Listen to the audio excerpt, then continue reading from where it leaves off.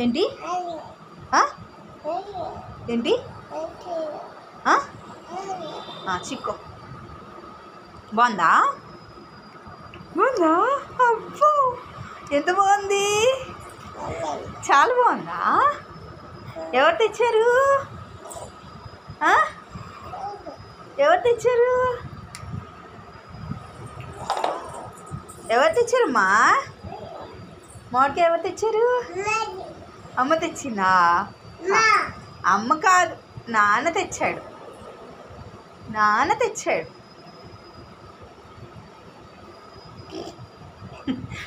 టెంకి ఎక్కడ దొరికింది నీకు?